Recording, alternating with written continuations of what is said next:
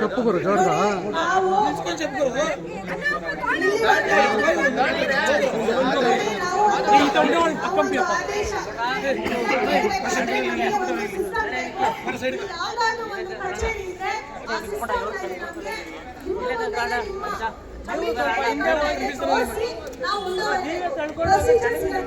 ಹಾಗಾಗಿ ನಾವು ನಿಮಗೆ ಒಬ್ಬೊಬ್ಬರಿಗೆ ಸುಮ್ಮನೆ ನಾವು ಕಾಟಾಚಾರಕ್ಕೆ ಕೊಡಬಾರದು. ನಿಮ್ಮನ್ನ 10 ನಿಮಿಷ 15 ನಿಮಿಷ ನಿಮ್ಮ ಡಾಕ್ಯುಮೆಂಟ್ ನೋಡಿ ಕಂಪ್ಯೂಟರ್ ಅಲ್ಲಿ ನಿಮಗೂ ತೋರಿಸಿ ಬರೀಬೇಕು ಅನ್ನೋ ಉದ್ದೇಶದಿಂದ ಮಾಡಿದ್ದು. ಇಲ್ಲಿ ನನಗೆ ಒಂದು ಆಫೀಸ್ ತರ ಇರಬೇಕು. ಆ ಸಿಸ್ಟಮ್ ಇದ್ದಲ್ಲಿ ನಿಮಗೆ ನಿಮ್ಮ ಜಮೀನನ್ನ ತೋರಿಸಿ ರೆಕಾರ್ಡ್ ಮಾಡೋಕ್ಕೋಸ್ಕರ ಮಾಡಿದ್ವಿ. ಒಂದು ಪ್ರೊಸೀಜರ್ ಅನ್ನ ಇರುತ್ತೆ. ಕೋರ್ಟಿಗೆ ನಾವು ಹಾಗೆ ಆಲ್ರೆಡಿ 2ನೇ ಸತಿ ಸಬ್ಮಿಷನ್ ಆಗ್ತಾ ಇರೋ ಹಿನ್ನೆಲೆಯಲ್ಲಿ ನಾವು ಮಾಡಿದ್ದೆವು. ನಿಮ್ಗೆ ಏನು ಬೇಕು, ನಿಮ್ಗೆ ಯಾವ ರೀತಿ ಬೇಕು ಅನ್ನೋದನ್ನ ನೀವೇ ಡೇಟಲ್ಸ್ ಮಾಡಿ, ನನ್ನ ಅಭ್ಯಂತರ ಇಲ್ಲ. ನಾನು ಇಲ್ಲಿ ಬರೋಕ್ಕಿಂತ ಮುಂಚೆನೇ ನಾನು ಇನ್ಸ್ಪೆಕ್ಟರ್ಗೆಲ್ಲ ಹೇಳಿದೆ, ಅವ್ರಿಗೆ ಏನೇ ಮಾಡಿದ್ದೀವಿ ಇದು ಈಗ ಆಲ್ರೆಡಿ ಹೇಳಿದೆ 1 ತೀರ್ಮಾನ ಆಗುವಂಥದ್ದಲ್ಲ. ಯಾವ್ದಾವ್ದು ಆಗುತ್ತೆ ಪ್ರಶ್ನೆಗಳು ಅದನ್ನ ನಾವು ಸಾಲ್ವ್ ಮಾಡ್ಕೊಂಡು ಹೋಗಬಹುದು. ಆಗಲ್ಲ ಅಂತ ಅಲ್ಲ. ಈ 600 ಎಕರೆ ಇನ್ನೂ ಬೇರೆ ಇನ್ನ 1900 ಖರ್ಚು ಮಾಡಿದ್ರೆ ನಾಗೇಶ್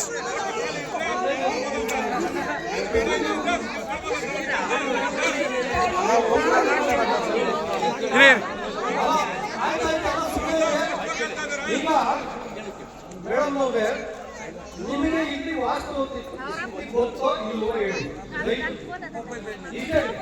ಎಲ್ಲ ಗೊತ್ತಿಲ್ಲ. ನೀವು ಮೇಲಧಿಕಾರಿಗೆ ಮನವರಿಕೆ ಮಾಡಿದ್ರೆ ಯಾಕೆ ನೋಟಿಸ್ ಕೊಟ್ರಿ? ನಿಮಗೆ ಮನಸ್ಸಾಕ್ಷಿ ಅನ್ನೋದು ನೀವು ಮಾಡ್ಬೋದಾಗಿತ್ತಲ್ವಾ? ಹೌದು ಅಲ್ಲ ನಾನು ಹೇಳೋದು ಒಂದು ರೈತರ ಬಗ್ಗೆ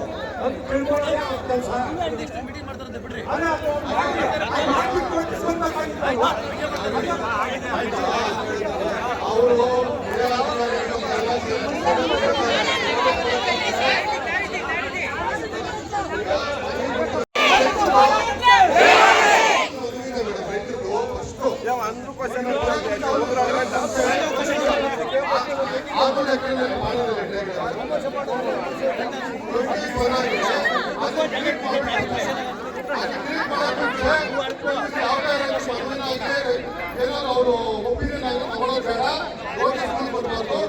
ಆ ಪಾಣಿನಲ್ಲಿ ಡಿಲೀಟ್ ಮಾಡೋದಕ್ಕೆ ಸುಮಾರು ಪಾಣಿನಲ್ಲಿ ಡಿಲೀಟ್ ಮಾಡೋದಕ್ಕೆ ಹೈಕೋರ್ಟ್ ಕ್ಲಿಯರ್ ಆಗಿದೆ. ಹೈಕೋರ್ಟ್ ಅಲ್ಲೂ ಕ್ಲಿಯರ್ ಆಗಿದೆ.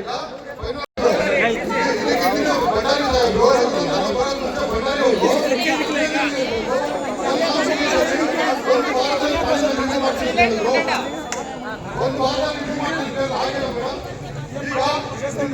ದಯವಿಟ್ಟು ರೈತರೆಲ್ಲ ಪರವಾಗಿ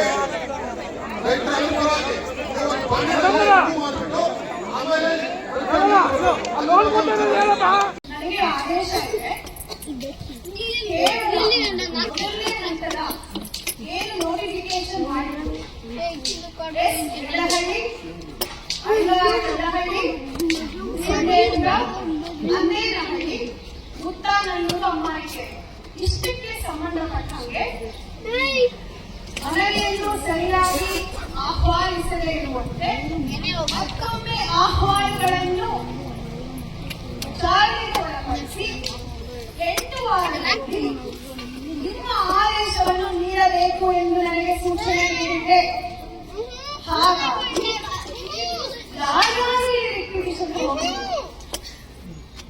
ಸ್ವಯಂ ಇಚ್ಛೆಯಿಂದ ಯಾರ್ಯಾರು ತಮ್ಮ ಭೂಮಿಗಳನ್ನು ರಕ್ಷಣೆ ಮಾಡಕ್ಕೆ ಇಚ್ಛೆ ಪಟ್ಟು ಯಾರ್ಯಾರು ರಿಕ್ವಿಷನ್ ಹೋಗಿದ್ದೀರೋ ಅವರನ್ನೆಲ್ಲರಿಗೂ ಸಹ ನಾನು ಮತ್ತೊಮ್ಮೆ ಅವರ ಆಹ್ವಾನಗಳನ್ನು ಕೇಳಲಿಕ್ಕೋಸ್ಕರ ಅವರಿಗೆ ಖುದ್ದಾಗಿ ಯಾರ್ಯಾರು ರಿಕ್ವಿಷನ್ ಇದ್ದಾರೆ ಅವರಿಗೆ ಖುದ್ದಾಗಿ ಫೋನ್ಗಳ ಮುಖಾಂತರ ಈ ಆದೇಶವನ್ನು ತಿಳಿಸಿ ನಮ್ಮ ಒಬ್ಬರು ಸ್ಟಾಫ್ ಅನ್ನು ಯಾರು ಇಲ್ಲಿ ಮಾತಾಡ್ತಾರೆ ಅವರಿಗೆ ನಾನು ನೋಟಿಸ್ ಅನ್ನು ಅವ್ರ ಕೈ ಕೊಟ್ಟಿದ್ದೇನೆ.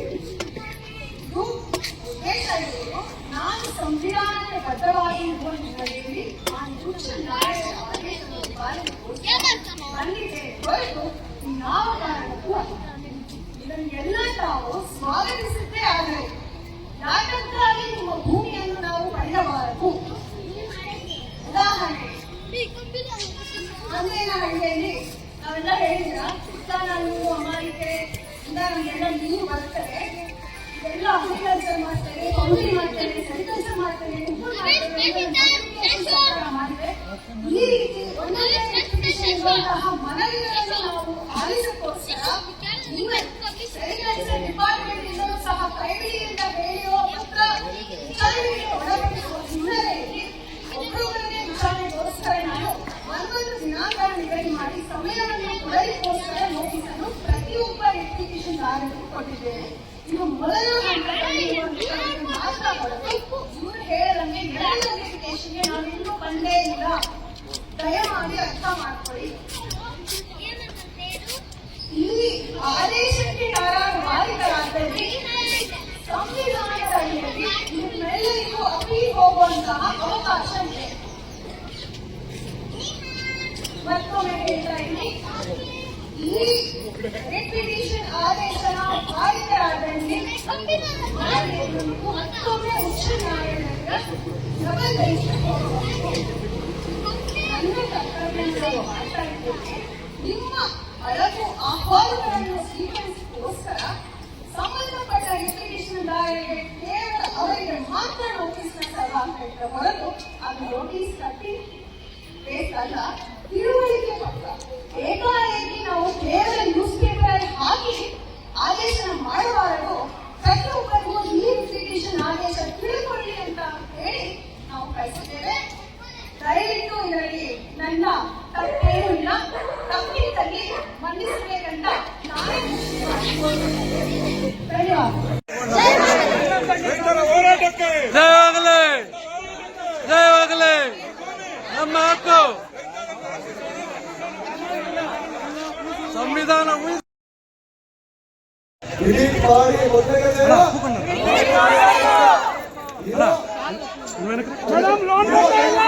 కనిపిస్తలేదంటే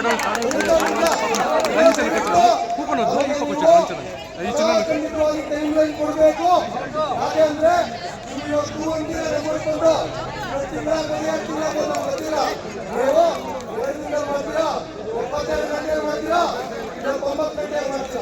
ಎಷ್ಟು ದಿನ ಮಾಡ್ತೀರಾ ದಯವಿಟ್ಟು ಒಂದು ಕ್ಲಿಯರ್ ಮಾಡಿ ಪ್ಲೀಸ್. ಎಷ್ಟು ದಿನ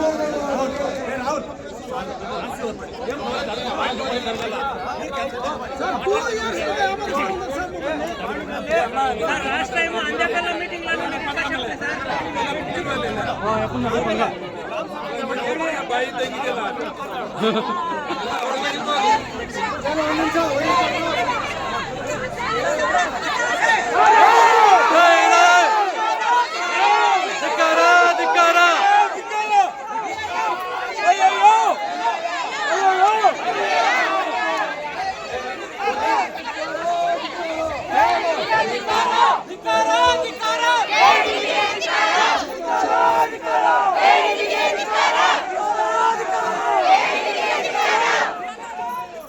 Hey,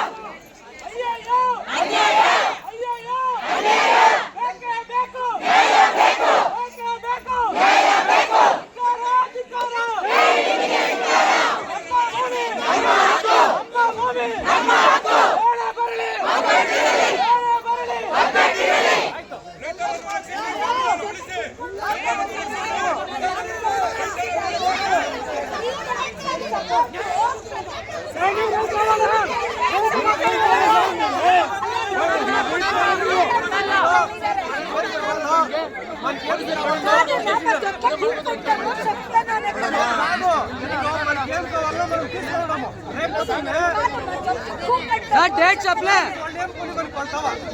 ಸರ್ ಡೇಟ್ ಸಪ್ಲೈ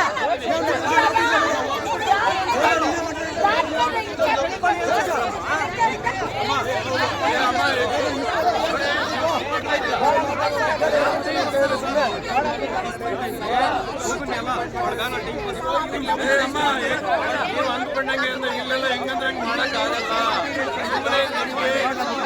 ಏನ್ ನ್ಯಾಯ ಎಲ್ಲ ಅಧಿಕಾರಿಗಳಿಗೆ ಬಡವರಿಗಲ್ಲ ನಮಗಲ್ಲ.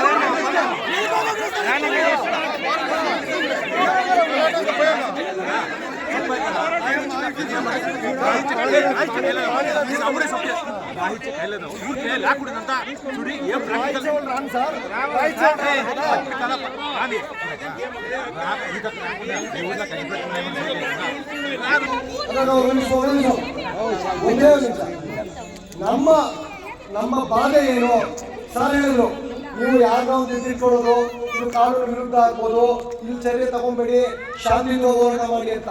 ಸರ್ ನೀವು ಹೇಳೋಕ್ ಮುಂಚೆನೆ 2 ವರ್ಷದಿಂದ ಒಂದು ಇರುವೆಗೂ ತೊಂದರೆ ಆಗದೆ ನಾವು ಹೋರಾಟ ಮಾಡ್ತಾ ಇದ್ದೀವಿ.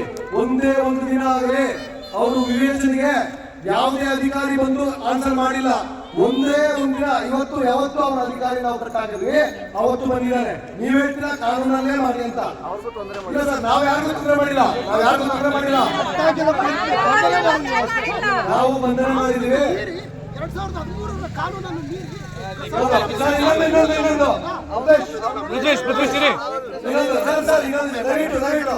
ನೀವು ಅವಾಗ ತಾನೇ ಹೇಳಿದ್ರಿ, ದೇವನಹಳ್ಳಿಯಲ್ಲಿ ಹೋರಾಟನ ನಾವು ಚಂದ್ರಮಠದಲ್ಲಿ ನೋಡ್ ಬಂದಿದ್ವಿ, ಅಲ್ಲೂ ಹೋರಾಟ ರೀತಿಯಲ್ಲಿ ಉಗ್ರವಾಗಿತ್ತು ಅಂತ. ನಮಗೂ ತುಂಬಾ ರೈತ ಬಾಂಧವರು ಹೇಳಿದ್ದಾರೆ, ಎಷ್ಟು ಪೊಲೀಸ್ ಲಾಠಿ ಚಾರ್ಜ್ ಆಗಿದೆ ಅಂತ ಬಿಡಿಸ್ಕೊಳಕ್ ಮುಂಚೆ ಅದನ್ನು ನಾವು ಕೇಳಿದ್ವಿ. ನಾವು ಯಾವತ್ತು ಕಾನೂನು ಒಳಗಡೆ ಹೋರಾಟ ಮಾಡ್ತೀವಿ ಸರ್. ಯಾವತ್ತು ಇದಕ್ಕೆ ಉತ್ತರ ಸಿಗಲ್ಲ. ಹೇಳಿ ನಾವೇನ್ ಮಾಡ್ಬೇಕಂತ ನೀವು ಹೇಳಿ. ನಿಮ್ಮ ಸಮ್ಮುಖದಲ್ಲೇ ಮಾಡ್ಕೊಂಡಿದ್ದಾರೆ, ನಿಮ್ಮ ಸಮ್ಮುಖದಲ್ಲೇ ಪೊಲೀಸವ್ರ ಸಮ್ಮುಖದಲ್ಲೇ ಮಾಡ್ಕೊಂಡಿದ್ದಾರೆ. ಪಾಣಿಯಲ್ಲಿ ತೆಗಿತೀವಿ, ಅವ್ರು ಮಾಡ್ತೀವಿ ಅಂತ. ಒಂದು ವೇಳೆ ಅವರು ಆ ಕೆಲಸ ಮಾಡ್ತಿದ್ರೆ ನಾವೇನೇ ಕಾನೂನು ವಿರೋಧಕ್ಕೂ ನಮ್ಮ ಪೊಲೀಸರೇ ಕಾರಣ. ಓಕೆನಾ?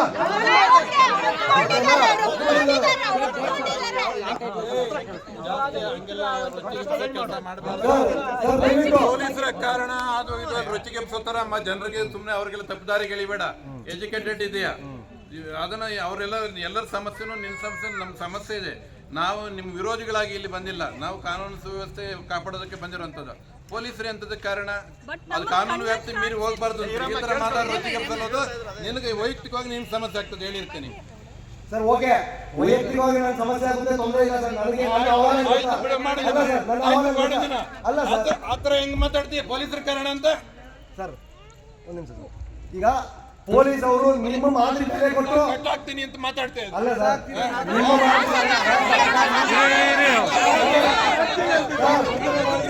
ನಿಮ್ಮ ಮಾದರಿ ಬೆಲೆ ಕೊಟ್ಟು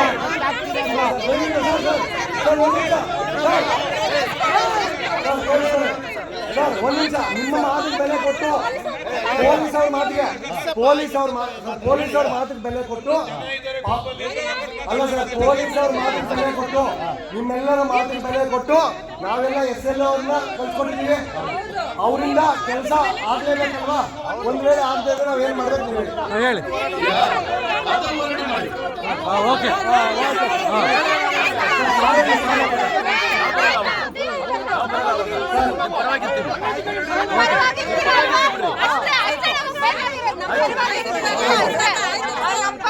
ಪೊಲೀಸ್ ಅವರು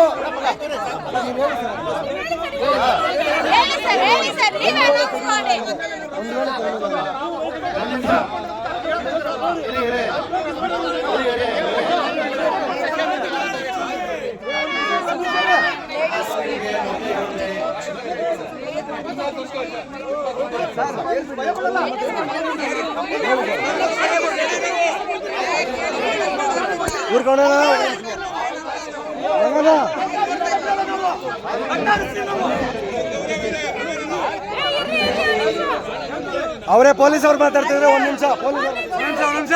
ಪೊಲೀಸ್ ಅವ್ರು ಮಾತಾಡ್ತಾರಂತೇನು? ದಬ್ಬಾಳಿಕೆ ಅಲ್ಲ ನಮ್ಮೂರಿಗೆ ಒಂದ್ ವೇಳೆ ಆಗ್ದಿರೋ ಅಲ್ಲ ಇಷ್ಟು ಟೈಮ್ ಇದೆ.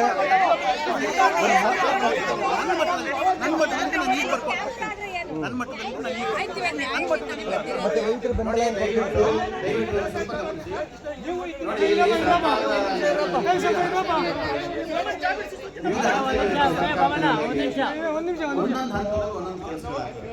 ಈಗ ಕಾನ್ಸ್ಟೇಬಲ್ ಲೆವೆಲ್ ಆಗಿದ್ದು ಹೆಡ್ ಕಾನ್ಸ್ಟೇಬಲ್ ಬೇರೆ, ಸಬ್ ಇನ್ಸ್ಪೆಕ್ಟರ್ ಬೇರೆ, SP ಬೇರೆ, DG ಬೇರೆ, ಅಂದರೆ ಬೇರೆ ಬೇರೆ ಹಂತಗಳಿರ್ತವೆ. ಬೇರೆ ಬೇರೆ ಹಂತಗಳಲ್ಲಿ ಬೇರೆ ಬೇರೆ ಕೆಲಸಗಳಾಗುತ್ತೆ. ಈಗ ಬಂದಿರತಕ್ಕಂಥ AC ಅವರು ನಿಮಗೆ 2 ಭರವಸೆಗಳನ್ನು ಕೊಟ್ಟಿದ್ದಾರೆ. ಅದು ನಿಮ್ಮ ಬೇಡಿಕೆ ಆಗಿತ್ತು. ಮೊದಲನೇ ಬೇಡಿಕೆ ಏನಿತ್ತು? ನಾವು ಅಲ್ಲಿ ಬರೋದಿಲ್ಲ, ನೀವೇ ಇಲ್ಲಿ ಬರಬೇಕು ಅಂತ. ಅದಕ್ಕೂ ಸಹ ಮಾಡಿದ್ದಾರೆ. ಅವರು ಇಲ್ಲಿ ಬರ್ತಾರೆ, ಇಲ್ಲೇ ಒಂದು ಕಚೇರಿ ಮಾಡಿಬಿಟ್ಟು ನಿಮ್ಮ ಕಚೇರಿಯಲ್ಲಿ ಯಾರ್ಯಾರು ಬರ್ತೀರೋ ನಿಮ್ಮೆಲ್ಲರಿಗೂ ಆಹ್ವಾನಗಳನ್ನು ಸ್ವೀಕರಿಸಿ ನಿಮ್ಮ ಪ್ರತಿಭಟನೆಗಳೇನಿದೆ ಅದನ್ನು ಸರ್ಕಾರಕ್ಕೆ ತಲುಪಿಸುವಂಥ ಕೆಲಸ ಮಾಡ್ತಾರೆ. ನಾವು ನಮ್ಮ ಹಂತದಲ್ಲಿ ಏನು ಮಾಡ್ಬೋದು ಪೊಲೀಸರು ಅಂತ ಹೇಳಿದರೆ, ಇವತ್ತು ಇಲ್ಲಿ ಏನು ಘಟನೆಗಳು ನಡೆದಿದೆ, ನಿಮ್ಮ ವಿರೋಧಗಳೇನಿದೆ, ನಿಮ್ಮ ಪ್ರತಿರೋಧಗಳೇನಿದ್ದಾವೆ, ಇದೆಲ್ಲವನ್ನು ವಿವರವಾಗಿ ದಾಖಲಿಸಿಬಿಟ್ಟು ನಮ್ಮ SP ಅವ್ರ ಮುಖಾಂತರ ಸರ್ಕಾರಕ್ಕೆ ತಲುಪಿಸುವಂಥ ಕೆಲಸವನ್ನು ನಾಳೆನೇ ನಾವು ಮಾಡ್ತೀವಿ. ನಮಗೊಂದೊಂದು ರಿಪೋರ್ಟ್ ಸಿಗುತ್ತಾ ಸರ್? ಅದೊಂದು ರಿಪೋರ್ಟ್ ಸಿಗುತ್ತಾ? ಒಂದು ಬೇಕಾದ್ರೆ ಬನ್ನಿ ತೋರಿಸ್ತೀನಿ. ಕಾಪಿ ಕೊಡೋಕ್ಕಾಗಲ್ಲ. ಯಾಕೆ ಅಂತ ಹೇಳಿದ್ರೆ ಹೆಸರೇ ಗುಪ್ತ ವರದಿ ಅಂತ ಹೇಳ್ತಾರೆ. ಅದು ಹೆಸರೇ ಗುಪ್ತ ವರದಿ ಅಂತ ಹೇಳ್ತಾರೆ. ಒಂದು ನಿಮಿಷ ಇಲ್ಲ ಮತ್ತಾಯಿ, ನಿಮ್ಮ ಸಮಸ್ಯೆ ನಂಗೆ ಅರ್ಥ ಆಗ್ತಾ ಇದೆ. ಏನೋ ಈ ವರದಿಯನ್ನ ನಾವು ಇವತ್ತೇ ಕುರಿತು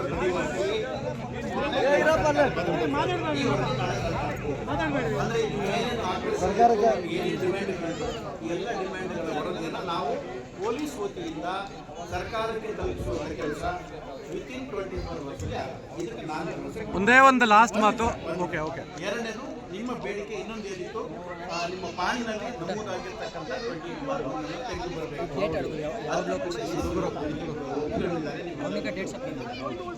ಎರಡು ನಿಮ್ಮ ಮುಖ್ಯ ಬೇಡಿಕೆಗಳಿಗೆ ಅವರು ಕೊಟ್ಟಿದ್ದಾರೆ. ಅವ್ರ ಹಂತದಲ್ಲಿ ಏನು ಕೆಲಸಗಳು ಮಾಡ್ಬೋದು ಅವ್ರ ಹಂತದಲ್ಲಿ ಮಾಡ್ತಾರೆ. ನಮ್ಮ ಹಂತದಲ್ಲಿ ಏನು ಕೆಲಸಗಳು ಮಾಡ್ಬೋದು ರೈತರು ಮತ್ತು ಪೊಲೀಸರು ಸಂಘರ್ಷಕ್ಕೆ ನಾವು ಸಂಘರ್ಷ ಮಾಡಕ್ಕೆ ಬಂದವರಲ್ಲ. ಈಗ ನಿಮ್ಗೆ ಕ್ಲಿಯರ್ ಆಗಿ ಹೇಳ್ತಾ ಇದ್ದೀನಿ, ನಾವು ಸಂಘರ್ಷ ಮಾಡಕ್ಕೆ ಬಂದವರಲ್ಲ.